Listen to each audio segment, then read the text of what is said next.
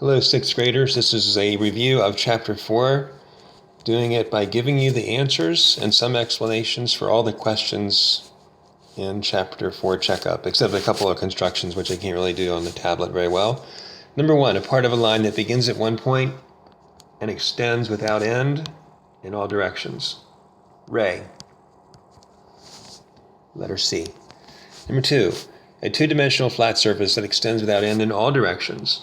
Draw it like this. You can only kind of represent it there because it goes in all directions, and then obviously the surface is not big enough to go in all directions. That's a plane. Letter E. Number 3, lines in a plane that never intersect.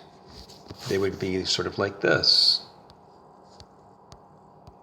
And they are parallel to each other, never intersect. That's going to come up a couple times in this review. That's letter G. Number 4, lines that meet at a point. That's would be like they do this. Lines that meet at a point are F, intersecting. So the point actually can let them cross over here. So there's the point they meet. And I should put arrowheads on there if I want to really draw it properly. Intersecting. You don't have to write the words out, I just want you to see them. That's letter F. Number 5, an exact location in space. Like that. That's a point. Letter A. Number 6, a straight path of points that extend without end in both directions. Line. B. Number 7, lines that are not in the same plane and do not intersect. Very kind of difficult for me to show you this, but I'll attempt to. Let that be a 3D shape. So if I would take this, sorry, that's pretty bad, this back edge right here and this front edge here, not in the same plane, and they would never intersect. And they are called skew lines. And that is letter I. Number 8, lines that intersect to form right angles.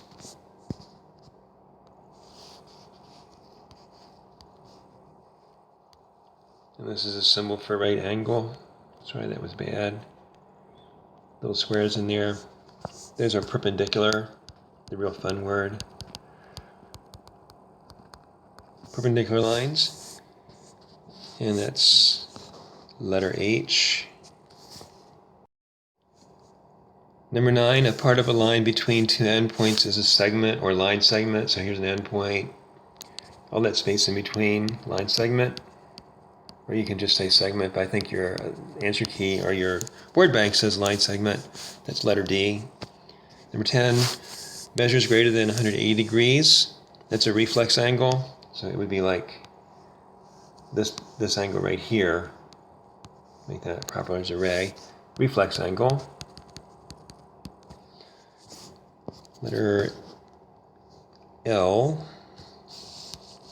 Number 11, angles that have the same measure are congruent. Okay. And number 12, measures greater than 90 but less than 180. No, that's not very good. Let me do that again. Like this angle. This would be sort of like the 90 degree here. That is an obtuse angle,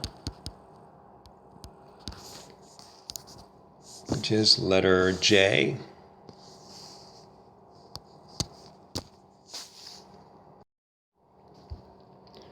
I can't really show you 13 to 16 on a tablet because I can't show you the protractor, straight edge, etc. I'm sure you understand that. So we're going to go to 17 to 22, the 24, the true-false questions. Number 17, an angle of 120 degrees is obtuse. Obtuse angles are between 90 and 180, and then 120 is between 90 and 180, so that's true. 80 degrees and 100 degrees are complementary angles if they add up to 90. That's true. 80 plus 100, I know you already know, but you know me, I got to do the math. It's 180 degrees. That's not 90 degrees. That's false. If they add up to 90, they're complementary. Remember the little trick we did with make the C look like a 9, and then you have a 90. Number 19, a diameter is a chord. Well, if we have a circle and have the center, and we go from the circle through the center to the other side, we have a diameter, and a chord connects 2 points on the circle, and diameters do that, so that's true. Number 20, the supplement of a 120-degree angle is a 60-degree angle. Well, if they add up to 180, it's true. 120 plus 60 equals 180. So that's true. Number 21, a radius is a chord. Okay, well, let's see what a radius goes from the center to the outside.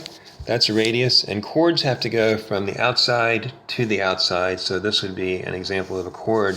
A radius can never be a chord. That's false, because it doesn't go all the way from one side of the circle or one point on the circle to another point on the circle. Chords don't have to go through the center. Diameters do. Radius has to start at the center and go outside. An isosceles triangle has no congruent sides. The definition of isosceles triangle is has at least 2 congruent sides. So it could look like this. This means congruent. This is the symbol for congruent, by the way, just as a way of review. And connect that. And if this third side happened to be congruent, it's still isosceles, because at least 2 congruent sides doesn't mean it can't have 3. So you can have an isosceles triangle that's also equilateral. But number 22 is false. Number 23, parallel lines can be perpendicular. Sorry about that. Sure does look like an O, but it's an E. Like that's an E. Well, parallel lines would be 2 lines in the same plane that never cross each other. Sort of like that. And perpendicular means they intersect at a right angle. They sure don't look like each other, and there's no way that that thing can be true. The parallel lines cannot be perpendicular, so if it can't be true, it must be false. 24, congruent angles result if an obtuse angle is bisected. Don't let the word obtuse throw you off here. If you bisect any angle, by definition, you have split it into 2 congruent angles. So it could look like this. You got your obtuse angle, and then this is just kind of guessing. Let's say this is a 100-degree angle, and if I construct an angle bisector that goes off in that direction, by definition, when it bisects it, it splits it into 2 congruent parts. They would each be 50 degrees, so number 24 is true.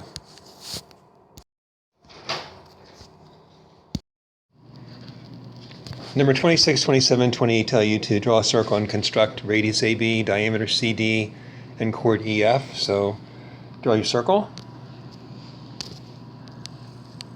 find the middle, call that A, and go to point B, anywhere on the circle, and that's radius AB. So that's not a very good A, but this would be radius AB right here, and then diameter CD.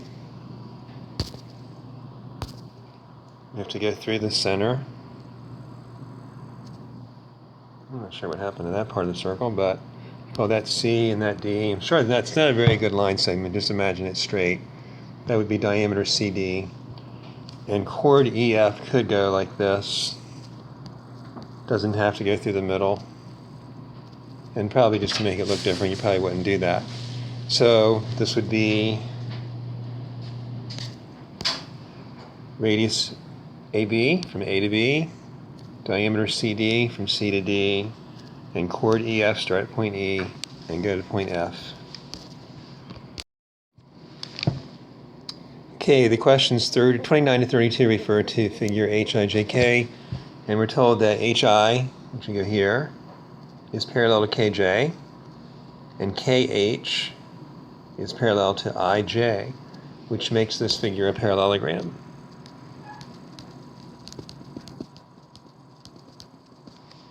The measure of angle K is 100 degrees. I'll just write 100 in there.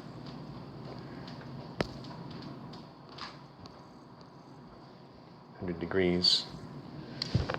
What's the measure of angle J? Well, if angle K is 100 and it's a parallelogram, angle I is also 100.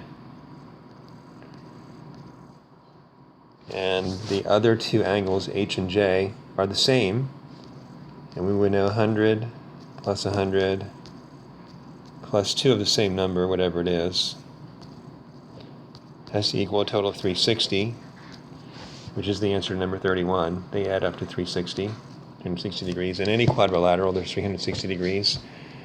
If we add this together, we get 200 plus these two numbers, let's just say 2 times n, equals 360. Subtract 200 from 360 and we get 160. Subtract 200 here, and that would be a zero pair. So double the number is 160, and if you divide 160 by 2, you get 80. So angle J is 80 degrees, and so is angle H.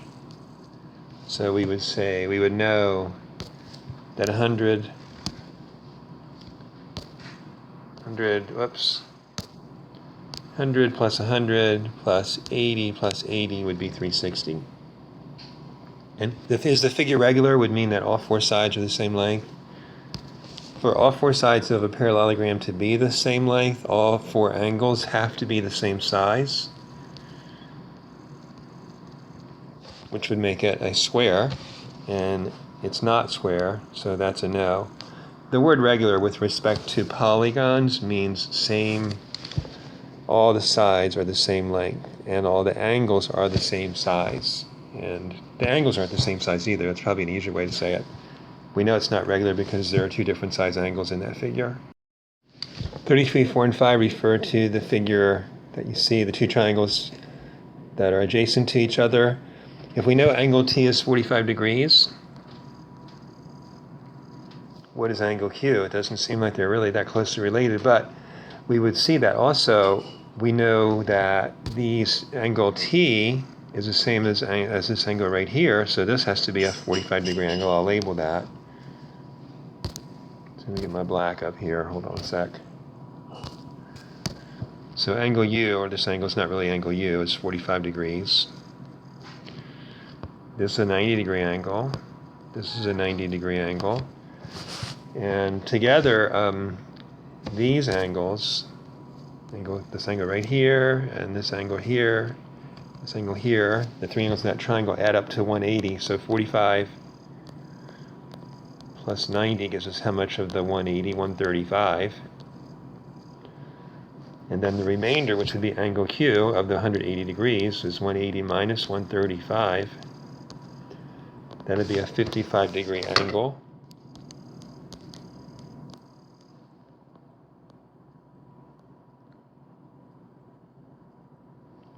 Oops, sorry, I think I made a mistake on that one. Let me backtrack. That would be a 45 because I forgot to regroup from the 8. So that's 45.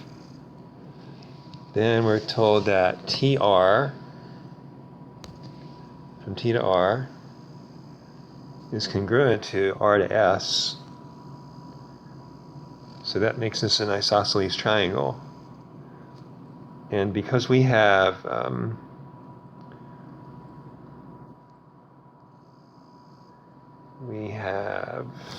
relationship between these two triangles that's angle, angle, angle, they're similar to each other. You have to know they're similar to each other. So if TR is congruent to RS, then UR would also be congruent to QR. So that would be QR. Because they're opposite corresponding angles. And the last question about these triangles, shrink that up a little bit. If TRS, our triangle TRS and triangle URQ isosceles triangles, I think I already answered that question. So you know that side and that side correspond. This long side here. And then pick different colors.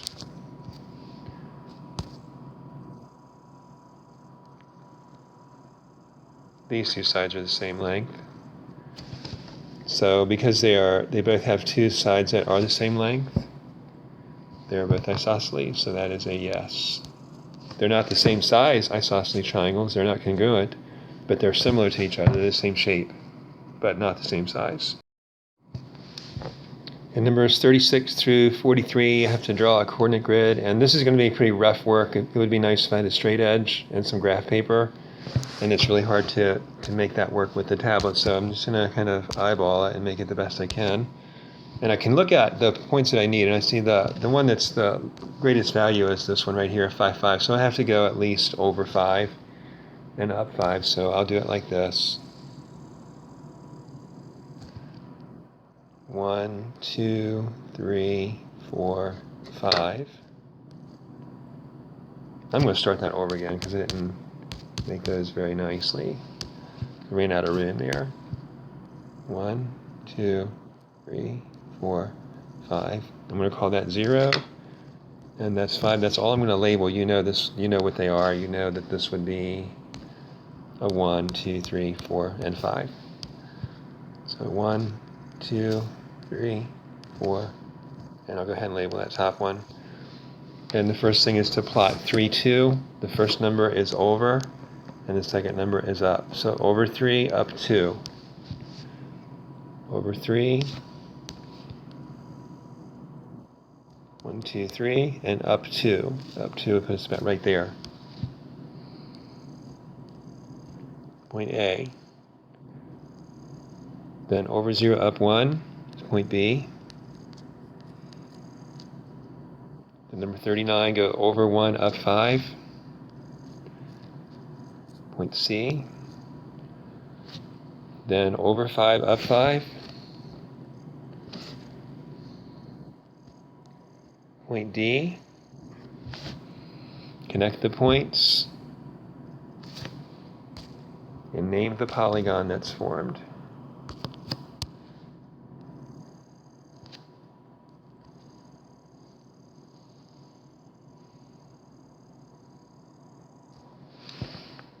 That is, number 41 is a quadrilateral.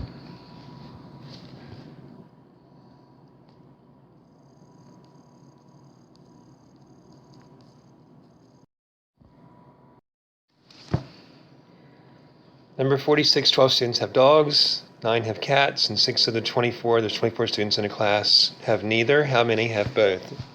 You can play around with these numbers and probably use some logical reasoning to solve it, but let me help think through that with a Venn diagram.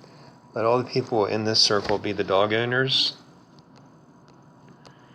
Let all the people in this, it's not really a circle, shape be the cat owners.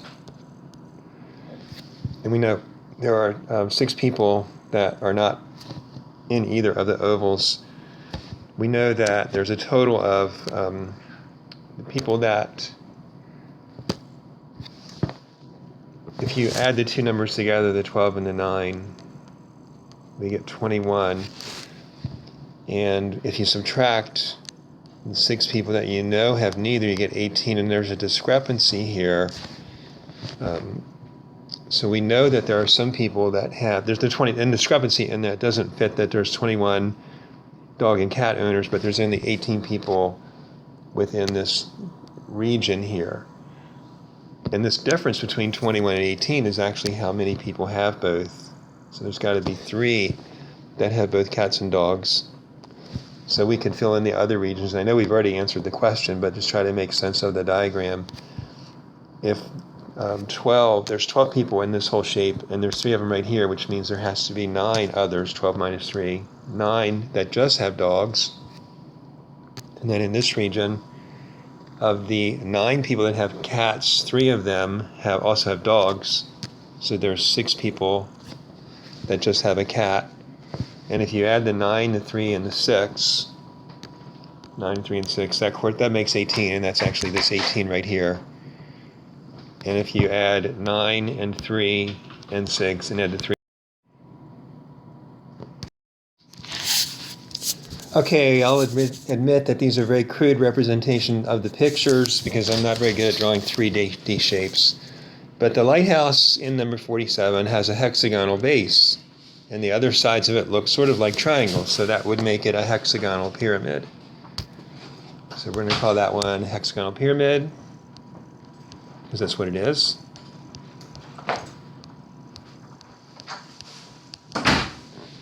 Number 28 has the shape of a cone, and that's what we're going to name it, a cone.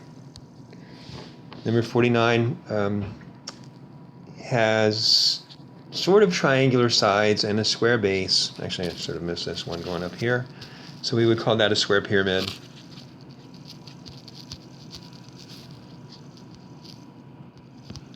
And I saved my best artwork for last, number 50. That's a cylinder. It's so obvious that it's a cylinder. If you don't see that one, I just don't know if I can help you. Just kidding, but that's a cylinder.